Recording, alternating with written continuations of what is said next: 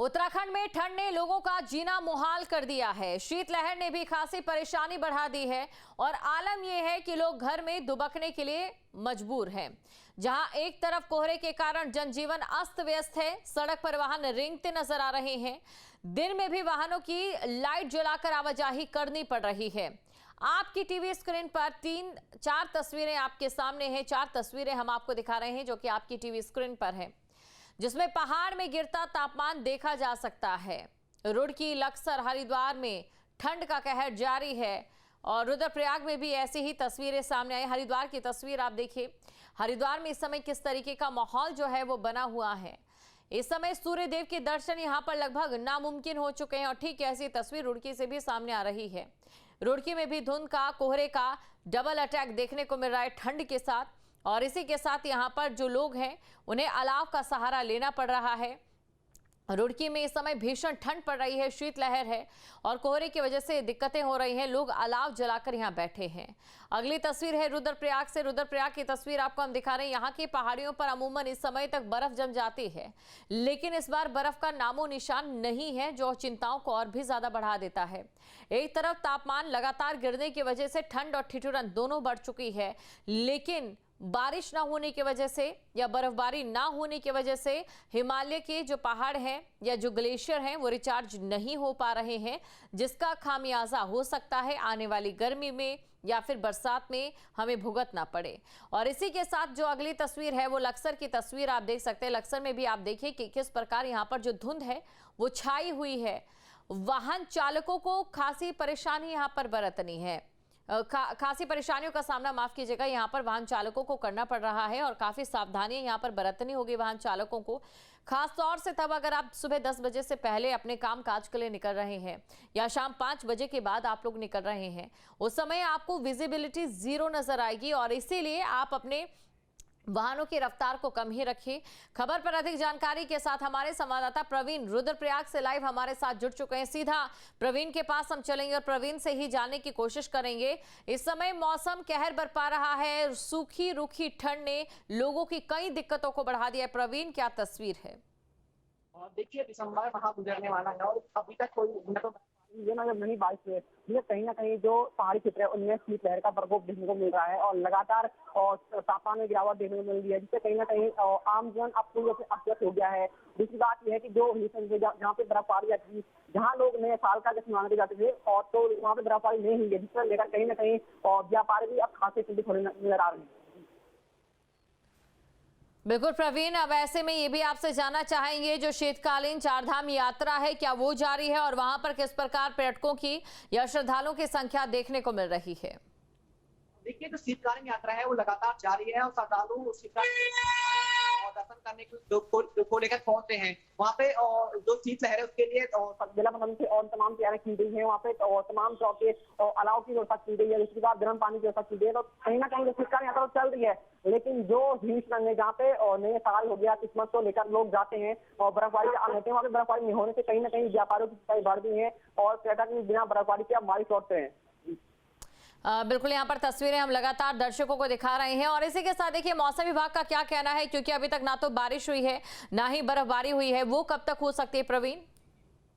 देखिए, मौसम विभाग की ओर से बारिश और बर्फबारी का अलर्ट जारी कर दिया गया है। उत्तराखंड के कुछ जो ऊंचाई वाले हिस्से हैं उनमें जो आने वाले 2-3 दिनों में बर्फबारी का अलर्ट जारी किया गया है। लेकिन कहीं ना कहीं अगर बर्फबारी होती है तो पहली बात ये होगी कि लोगों को कोई ठंड से राहत मिलेगी और दूसरी बात ये होगी जो हिस्से हैं वहाँ पे जो पर्यटक जा रहे हैं वो बर्फबारी का आनंद ले सकेंगे और वहाँ पे क्योंकि बर्फबारी न होने से अभी तक वहाँ पे बहुत कम लोग जा रहे हैं, तो कहीं ना कहीं व्यापारियों की चिंताएं बढ़ चुकी है। तो अगर बर्फबारी होती है तो लोग वहाँ पे पर्यटक पहुंचते हैं, जिससे कहीं ना कहीं लोगों में व्यापार भी ज्यादा होता है। बिल्कुल प्रवीण, आप बने रहिए हमारे साथ। और अली मेहंदी रुड़की से हमारे साथ जुड़ चुके हैं। अली मेहंदी, पहाड़ों पर अगर शीतलहर का प्रकोप है, यही प्रकोप इस समय मैदानी क्षेत्रों में भी देखने को मिल रहा है। धुंध को लेकर क्या तस्वीर है अली मेहंदी? जी बिल्कुल, जिस तरह से आपने बताया कि पहाड़ों पर जो है ठंड का प्रकोप है, तो जिस तरह से पहाड़ों पर बर्फबारी भी हो रही है और ठंड का प्रकोप बढ़ा है, तो उसको लेकर मैदानी क्षेत्रों में जो है लगता है कि पहाड़ों से भी ज्यादा जो है ठंड है, क्योंकि यहाँ पर शीतलहर और कोहरा दोनों साथ में है। कोहरा क्योंकि पहाड़ी क्षेत्र में जो है कोहरा कम पड़ता है, लेकिन मैदानी क्षेत्रों में जो है कोहरा जो है कई दिनों से रुड़की और आसपास के क्षेत्र में जो है ना पूरी कोहरे की चादर जो है, जैसे पूरी चादर ने कोहरे की चादर ने रुड़की को अपने अंदर समेट रखा है। तो इस तरह से मौसम हो रहा है और सूर्य देवता ने तो 2-3 दिन से बिल्कुल दर्शन नहीं दिए हैं। तो पहाड़ी क्षेत्रों से ज्यादा ठंड लग रहा है कि इस बार जो है मैदानी क्षेत्रों में पड़ रही, क्योंकि शीतलहर का जो इतना प्रकोप है, शीतलहर इतनी तेज चल रही है, दिन और रात दोनों जो है शीतलहर रुकती नहीं है। तो उसकी वजह से जो है लोगों को काफी परेशानी भी हो रही है।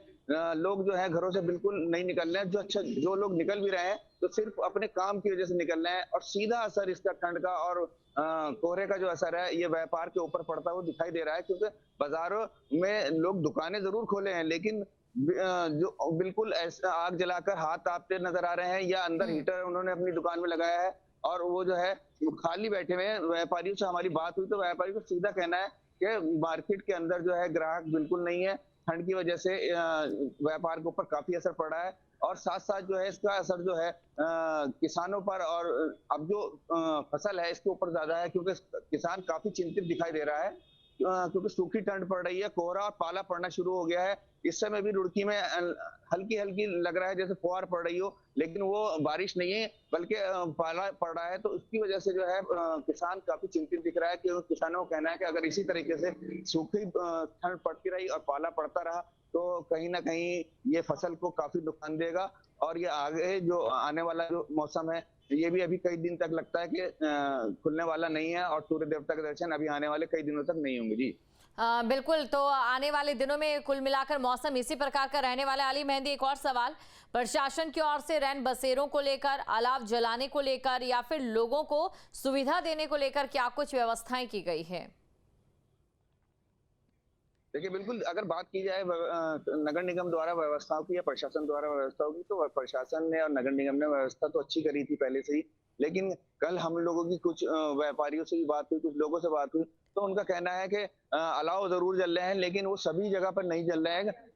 व्यापारी काफी परेशान है, कह रहा है कि हम लोगों को अपनी ही लकड़ी लाके जलाना पड़ा है, जबकि सिविल लाइन वगैरह में हम लोगों ने भी देखा कहीं पे भी नगर निगम द्वारा लकड़ी डालकर जो अलाव जलते हैं उस तरह से कहीं भी नहीं नजर आया। सभी व्यापारी अपनी ही लकड़ी लाकर जलाकर और अपने हाथ वगैरह ताप रहे हैं, क्योंकि ठंड से इतने ज्यादा हाथ ठंडे हो रहे हैं कि बगैर अलाव के बैठना मुश्किल है।